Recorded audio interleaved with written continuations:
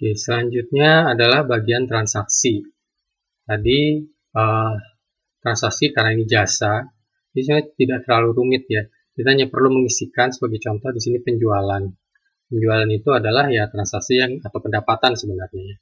Pendapatan di sini kita bisa isikan, ini adalah nomor faktur. Tadi kita bisa memilih nomor fakturnya di sini. Kalau memang perusahaan tersebut membutuhkan tagihan dari kita. Di sini isi nama pelanggannya. Nah, ini jasa layanannya sebagai contoh tadi di baris pertama ini jasanya jasa rekrutmen karena memang hanya misalnya kebutuhannya untuk memfasilitasi jasa rekrutmen karyawan. Ini nomor urut fakturnya 1, total pembayaran 5 juta. Di sini mesti diisikan rekeningnya tunai atau piutang. Di sini kategori pendapatan laba ruginya ya. Nah, untuk rekening di sini kalau misalnya tunai ya kita bisa pilihkan biaya banknya atau kas. Dan kalau misalnya dia piutang, kita bisa mengisi di sini piutang. Misalnya piutang usaha pelanggan. Ya. Dengan mengisi di bagian piutang, maka kita nanti bisa melihat status piutang pelanggan di sini. Dan status piutang pelanggan di sini pembayarannya dilakukan di bagian penerimaan pengeluaran pembayaran utang piutang. Jadi kalau misalnya di bagian penjualan di sini diisi piutang, maka nanti di bagian penerimaan pengeluaran ini di sini kita memilih piutang di bagian salah satu di bagian di sini. Ya. Kita mengisinya di sini piutang. Nah, di sini kita mengisinya nama banknya. Jadi nama bank itu harus selalu ada di kolom ini. Ya, nama bank, kas itu harus ada selalu di kolom ini. Tapi kalau untuk piutang dan utang bisa di kolom ini, bisa di kolom ini.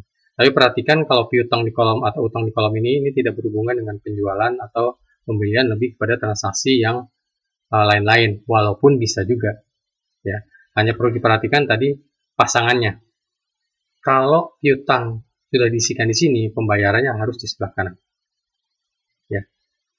Oke, tadi kembali dulu ke bagian penjualan.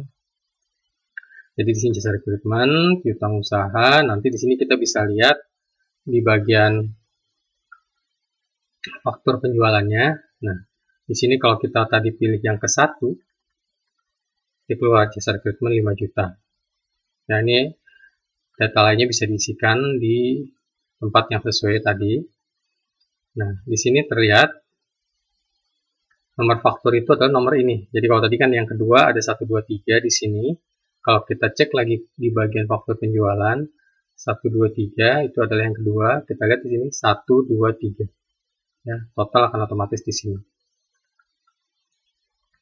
Kemudian sebagai contoh di sini kemudian ada lagi yang pembayaran jasa layanannya pembayaran PPN. Jadi termasuk PPN harus didefinisikan dulu di depan. Kemudian di sini diisikan. Nah, di sini diisinya adalah PPN masukan.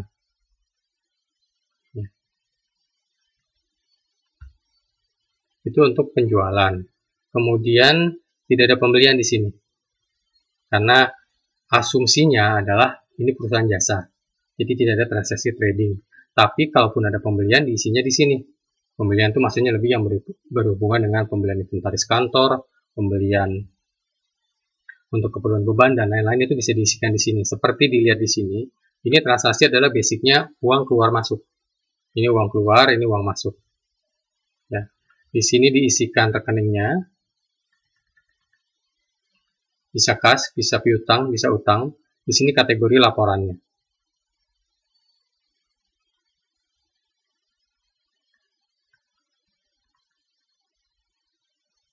Oke, nah ini bukti kwitansi kalau kita ingin mencetak. Ya.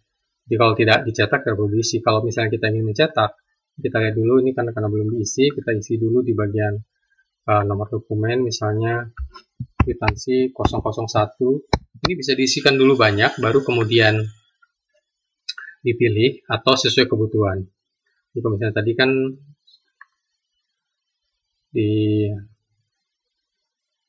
penerimaan pengeluaran kita set mana yang mau kita cetak kwitansinya, kwitansinya cetak per baris ya.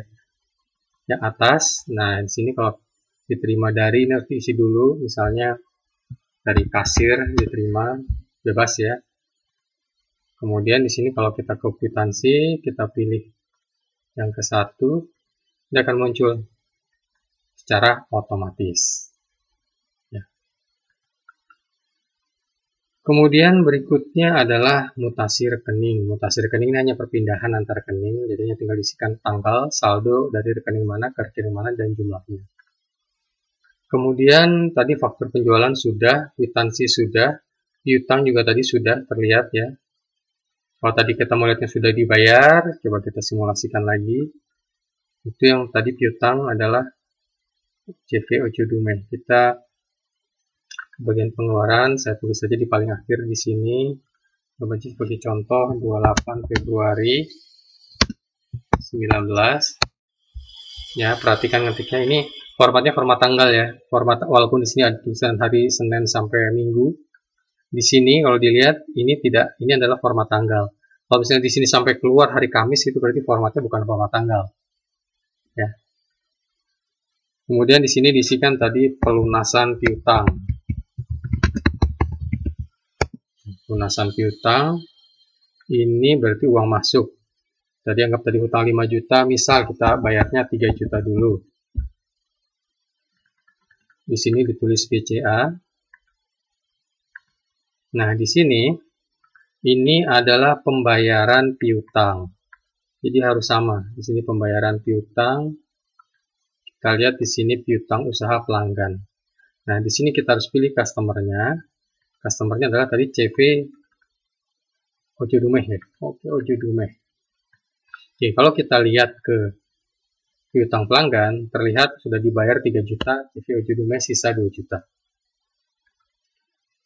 Oke, utang supplier juga kurang lebih sama. Ya, diisikan di penerimaan pengeluaran hanya di satu tempat. Tadi di modul penerimaan pengeluaran, selebihnya sama. Ya. Oke, mudah-mudahan cukup jelas untuk bagian transaksi.